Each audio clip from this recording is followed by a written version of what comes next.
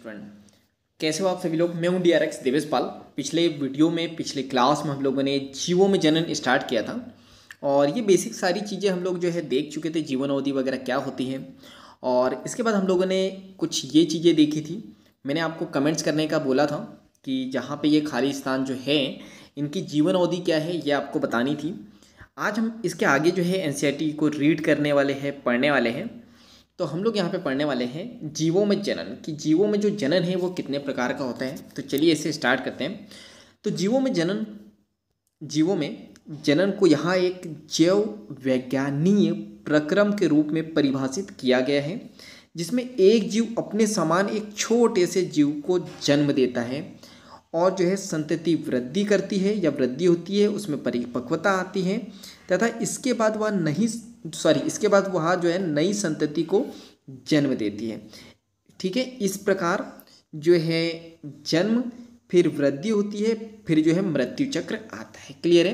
तो यहाँ पे बताए गए हैं, अगर मैं बात करूँ डेफिनेशन की, तो यहाँ पे रिप्रोडक्शन की डेफिनेशन हालांकि मैं पहले बता चुका था आपको। तो यहाँ पे ये आप कह सकते हो कि यहाँ पे जो है एक जीव जो है अपने ही समान एक छोटे से जीव या संतति को जो है जन्म देता है, उसको हम लोग रिप्रोडक्शन कह सकते हैं।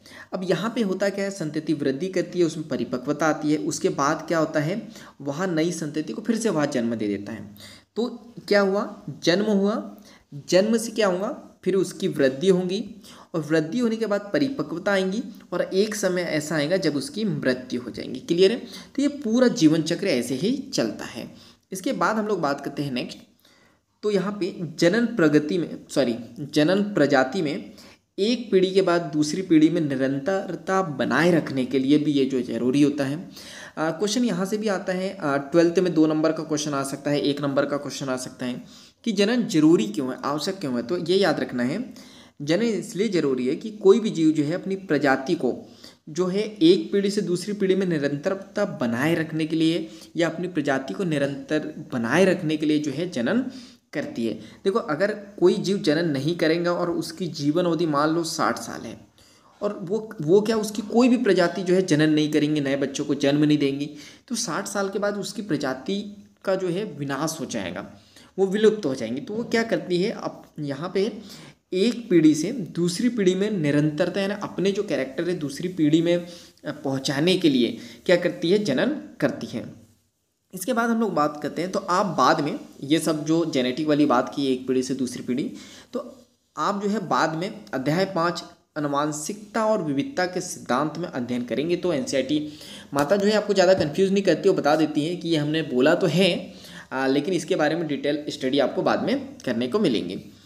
तो अध्ययन करेंगे जिस प्रकार अनुवांशिक विविधता जनन के दौरान सृजित या वंशागत होती है, कि यहाँ पे जो अनुवांशिक विविधता जो आती है, वेरिएशन आता है कि पेरेंट्स में कुछ कैरेक्टर होते हैं, अलग होते हैं, सेम टू सेम बच्चा नहीं होता, उसके अंदर कुछ ना कुछ वेरिएशन या विविधता आती है। तो ये कैसे होता है, तो इस पर हम लोग बात करेंगे। तो NCERT माता ने कह दिया, अध्याय 5 में हम लोग बात करेंगे।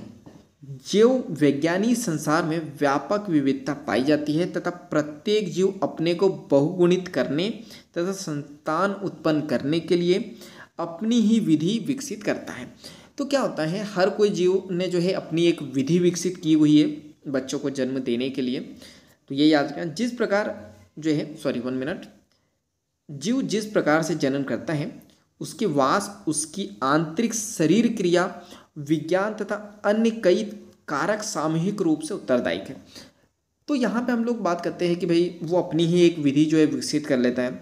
डिपेंड करता है कि जीव किस प्रकार का जनन करता है, उसके बाद उसका वास यानी वो रहता कहाँ है, उसका जो शरीर है उसकी आंतरिक क्रिया कैसी है, और यहाँ पे फिर अन्य सामूहिक रूप से बहुत सारे जो है यहाँ पे कारक होते हैं या कारण होते हैं, उसके लिए वो उत्तरदायी होता है। इसके बाद हम लोग बात करते हैं जो मोस्ट इम्पॉर्टेंट है, कि यहाँ पे जनन प्रक्रिया 2 प्रकार से आपको मोस्टली देखने को मिल जाती है, जो 1 अथवा 2 जीवों के बीच भागीदारी पर आधारित होती है।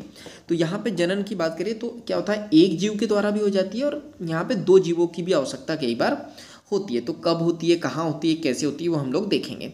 तो बात करते हैं, जब संतति की उत्पत्ति एकल जनक द्वारा युग्मक या गैमेट निर्माण की भागीदारी के साथ अथवा इसकी अनुपस्थिति में हो तो वह जो है अलैंगिक जनन कहलाता है। तो ये मोस्ट इंपॉर्टेंट याद रखना है। एक तो टाइप यहाँ पे क्या हो गया, अलैंगिक जनन, ठीक है। तो यहाँ पे क्या होता है, एकल जनक भाग लेता है, ये आपको याद रखना है कि एक ही पेरेंट्स यहाँ पे भाग लेंगे, या तो मेल या फिर फीमेल। गैमेट यानी युग्मक या तो निर्माण होता भी है या कई बार नहीं भी होता है, फिर भी ये प्रोसेस हो जाती है, ठीक है, ये याद रखना। लेकिन जब दो जनक और विपरीत लिंग, ये मोस्ट इंपॉर्टेंट याद रखना, एनसीईआरटी ने ब्रैकेट लगा के लिखा है ताकि दो जनक का मतलब सोनू और मोनू शादी नहीं कर सकते ना, या सोनू और मोनू बच्चे पैदा नहीं कर सकते, रिंकी पिंकी आपस में शादी करके बच्चा नहीं कर सकती। तो यहाँ पे जो दो जनक, एनसीईआरटी ने स्पेशल यहाँ पे लिखा है कि विपरीत जनक, यानी एक होगा मेल तो दूसरी क्या होंगी, फीमेल होंगी, ठीक है। तो इस प्रक्रिया में जो है भाग लेते हैं तथा नर व मादा युग्मक या गैमेट में युग्मन होता है। युग्मन का मतलब दोनों आपस में मिलते हैं, तो यहाँ क्या कहलाता है, अलैंगिक जनन। तो यहाँ पे हम लोगों ने देख लिया, इसको अगर मैं समराइज करूँ तो आप लोगों ने देखा कि जो जनन है, ठीक है, जो जनन है वो टू टाइप्स, 1 मिनट, ये टू टाइप से होता है, ठीक है। एक तो होता है अलैंगिक और दूसरा क्या होता है, लैंगिक। क्लियर है यहाँ तक के? चलो इसके बाद हम लोग बात करते हैं अलैंगिक जनन की। अलैंगिक जनन कितने प्रकार का होता है, क्या होता है, तो इसको और भी डिटेल में समझने की कोशिश करते हैं। तो इस विधि में एकल जीव यानी कि जनन संतति उत्पन्न करने की क्षमता रखता है। जैसा पहले भी देख चुके, अलैंगिक जनन वो होता है जिसमें एक ही जीव जो है भाग लेता है, या एक ही जीव जो है बच्चे पैदा करने की यहाँ पे क्षमता रखता है, संतति उत्पन्न करने की क्षमता रखता है। इसके परिणाम स्वरूप जो संतति उत्पन्न होती है वह केवल एक दूसरे के समरूप ही नहीं बल्कि अपने जनक के एकदम समान होती है। क्या यह संतति, एनसीईआरटी माता आपसे पूछती है, क्या यह संतति आनुवंशिक रूप से भी एक समान अथवा भिन्न होंगी? तो आंसर दिया हुआ है, जी हाँ, यह आकारिकी तथा आनुवंशिक रूप से एक समान जीवों के लिए होती है, जिसको हम लोग कहते हैं क्लोन। तो यहाँ पे आपको याद रखना है, अलैंगिक जनन से उत्पन्न संतानों को क्या कहेंगे, क्लोन। अच्छा, क्यों कहेंगे? क्योंकि ये अपने जनक से आकारिकी व आनुवंशिक रूप से जो है एक समान दिखाई देती है। इसमें एकल जनक भाग लेता है। तो इतनी बातें याद रखनी है। आइए आपका इंतजार था, ऐसा एनसीईआरटी नहीं कह रही है, आपको कह रही है, लेकिन आप घर पे रहो, आओ मत। तो आइए जीवों के विभिन्न वर्गों के मध्य पाए जाने वाले अलैंगिक जनन के विस्तृत रूप का अध्ययन करें। तो चलिए विस्तृत रूप का अध्ययन हम लोग करते हैं। अलैंगिक जनन सामान्य रूप से एकल जीव, पादप तथा जीव जो अपेक्षाकृत साधारण जीव होते हैं। तो ये याद रखना, एनसीईआरटी माता कह रही है कि अलैंगिक जनन या तो आपको एकल जीव में देखने को मिल जाएगा, यानी यूनिसेलुलर, पादप में देखने को मिल जाएगा, और जीव होने चाहिए, लेकिन वो कैसे होने चाहिए, साधारण जीव। क्लियर है? इसके बाद हम लोग बात करते हैं प्रजीव तथा एक केंद्र की जीव। तो क्या बोल रही है एनसीईआरटी यहाँ पे, प्रजीव तथा एक केंद्र की, यहाँ पे जीव जिसमें एक केंद्रक होगा या एक कोश की जीव, ये याद रखना। सुनो 1 मिनट, यहाँ पे जो बोलना जाना एक केंद्र की जीव, इसका मतलब यहाँ पे एक केंद्र की नहीं, ये एनसीईआरटी बोलना चाह रही है एक कोश की जीव, ठीक है। तो एक कोश की जीव कौन सा, प्रोटिस्टा और मोनेरा, ठीक है। तो बैटरी जाने वाली है, सो हमारा लेक्चर तो कंप्लीट हो जाएगा। चलो तो हम लोग बात करते हैं, प्रोटिस्टा जो है ना यूकैरियोटिक एक कोश की जीव है, और मोनेरा जो है प्रोकैरियोटिक एक कोश की जीव है, जिसमें बैक्टीरिया वगैरह आते हैं। तो प्रोटिस्टा में मोनेरा में यहाँ पे जनक कोशिका दो में विभक्त होकर नए जीव को क्या करती है, जन्म देती है। अतः इन जीवों में समसूत्री विभाजन एक प्रकार से जनन की क्रियाविधि है। बहुत से एकल कोशिका जीव द्विखंडन से उत्पन्न होते हैं, जिनमें एक कोशिका दो भागों में विभक्त हो जाती है, और प्रत्येक भाग एक वयस्क जीव के रूप में जो है तीव्रता से आगे तो कुछ बताया ही नहीं एनसीईआरटी माता ने, तीव्रता पूर्वक वृद्धि करता है। एग्जाम्पल है अमीबा और पैरामीशियम। क्लियर है? चलो तो अब हम लोग बात कर लेते हैं नेक्स्ट। तो इसमें हम लोग बात करते हैं, आगे बात करें हम लोग, तो इसमें हम लोग देखेंगे नेक्स्ट तो क्या है, हम लोग इसको थोड़ा सा समझ ले पहले। तो हम लोग बात करते हैं प्रोटिस्टा, ठीक है, प्रोटिस्टा और मोनेरा, ये जनक कोशिका यहाँ पे दो भाग में विभक्त हो जाती है। इसके बाद हमको बताया गया है कि यहाँ पे होता है समसूत्री विभाजन, यानी क्या होता है, जैसा पेरेंट्स जैसे रहते हैं भाई संतति भी तो वैसी बनेगी ना, वरना वो तो दूसरी जाति की हो जाएंगी। इसके बाद बहुत से एकल जीव द्विखंडन करते हैं। तो यहाँ पे ये द्विखंडन का शायद एग्जाम्पल दिया हुआ है, ठीक है। तो यहाँ पे द्विखंडन की बात करें तो ये है अमीबा, ठीक है, ये है अमीबा। तो यहाँ पे ये है इसका केंद्रक, फिर एक केंद्रक से 2 केंद्रक होंगे और यहाँ पे फिर जो है यहाँ पे 2 संतति जीव का क्या हो जाएगा, निर्माण हो जाएगा। तो ये किसके द्वारा हुआ यहाँ पे, तो आपको ये याद रखना है, ये दिया हुआ है अमीबा में क्या होता है, द्विखंडन, यानी एक जीव जो है 2 इसमें डिवाइड हो जाता है। तो यहाँ पे कुछ एग्जाम्पल आपको दिया है, तो आपको ये याद रखना है क्या दिया है, अमीबा और पैरामीशियम। तो एनसीईआरटी माता ने नहीं दिया है, लेकिन इसको डिटेल में आपको याद रखना है। अमीबा में जो है ये अनियमित होता है, तो इसमें अनियमित जो है द्विखंडन का एग्जाम्पल पूछेंगे तो आपको बताना है अमीबा। इसके बाद हम लोग बात करते हैं अनुप्रस्थ। अनुप्रस्थ का मतलब यहाँ पे होता है, अनुप्रस्थ का मतलब होता है ट्रांसवर्स बाइनरी फिजन। तो ये आपको देखने को मिल जाएगा पैरामीशियम में। क्लियर है। एक और एग्जांपल है जो एनसीईआरटी ने छोड़ दिया है, वो है युग्लिना। तो युग्लिना की बात करें तो इसमें होता है लंबवत जो है बाइनरी फिजन, या इसको कहते हैं लॉन्गिट्यूडनल। क्लियर है यहाँ तक के। अगर कंफ्यूज हो तो एक बार जो है लेक्चर आप देख लेना, तो वहाँ पे आपको समझ में आ जाएगा, वहाँ पे मैंने डिटेल में आपको बताया है। इसके बाद हम लोग यहाँ पे बात करते हैं, तो यीस्ट में यह विभाजन एक समान नहीं होता है तथा छोटी कलिकाएं उत्पन्न हो जाती है, जो प्रारंभ में तो जनक कोशिका से जुड़ी रहती है और बाद में अलग होकर नए यीस्ट या जीव में परिपक्व हो जाते हैं। ठीक है, यहाँ देखो, तो हम लोग बात करते हैं, ये दिया है, तो ये यीस्ट के बारे में बताया है। ये देखो, यीस्ट में क्या होता है, मुकुलन होता है। तो ये याद रखना, एनसीईआरटी ने क्या हुआ, मिक्स बता दिया है, अलग अलग सेपरेट नहीं बताया, लेकिन याद रखना पहला था द्विखंडन, दूसरा है मुकुलन।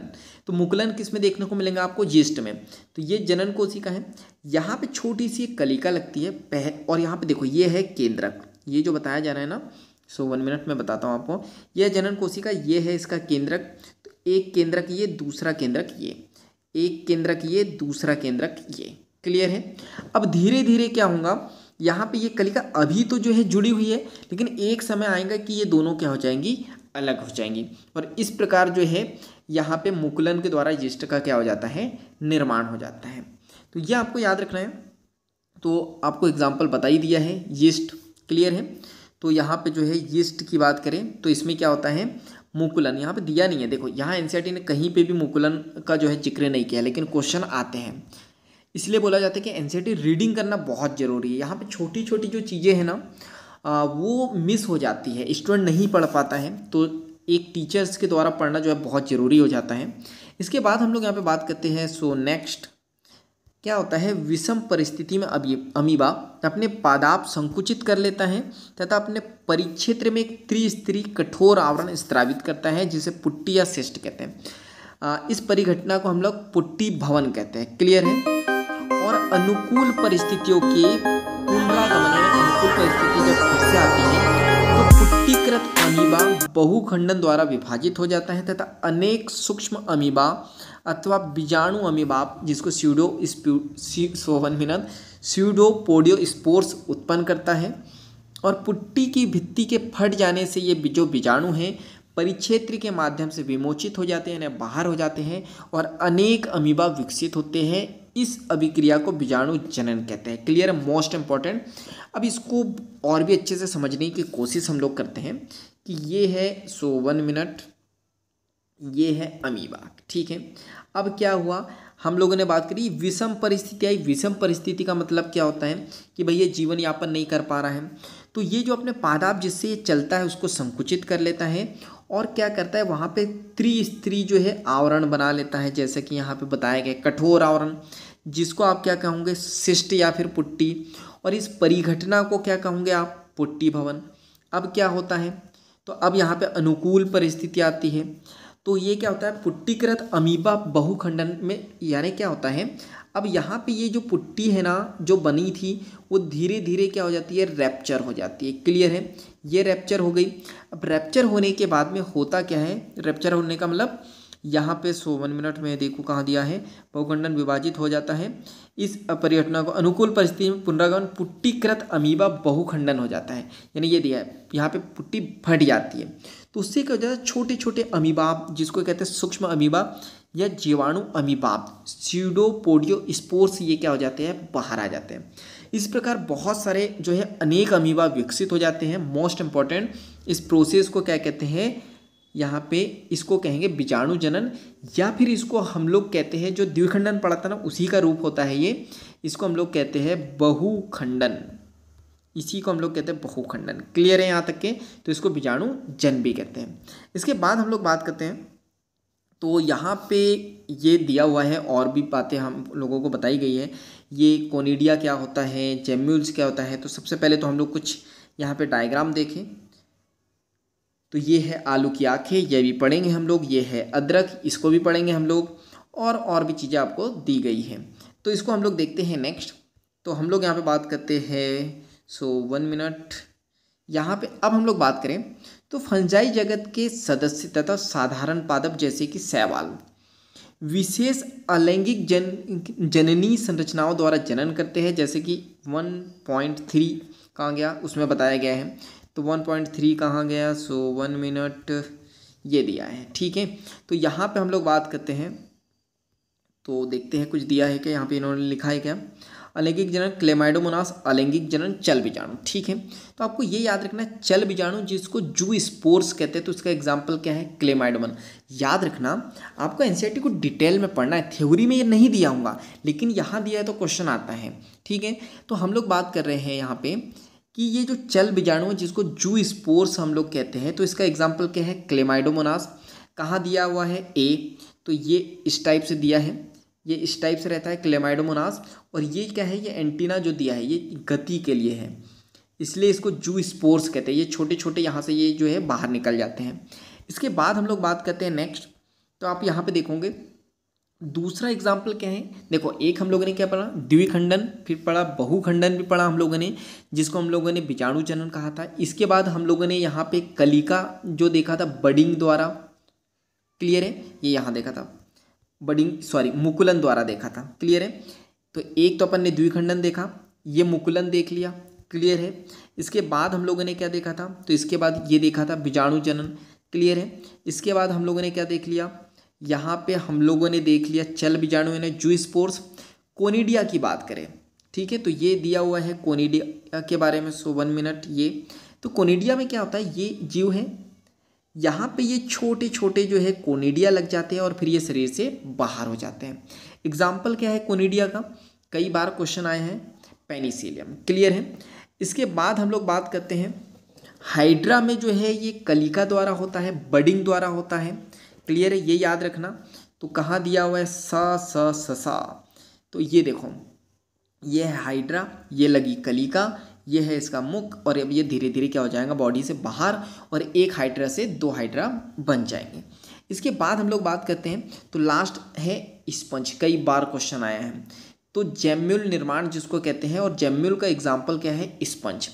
तो ये दिया है, तो यहाँ पे क्या होता है स्पंज में, यहाँ पे कुछ कोशिकाएं होती हैं और ये कांटे लगे रहते हैं, और जैसी अनुकूल परिस्थिति आती है, जैसे अभी हम लोगों ने देखा था ना बीजाणु जनन, वैसे ही ये क्या हो जाते हैं, यहाँ से ये हो जाएंगे बाहर, और बहुत सारे यहाँ पे जो है जीवों का निर्माण कर लेते हैं। अब थ्योरी में देख लेते हैं हम लोग।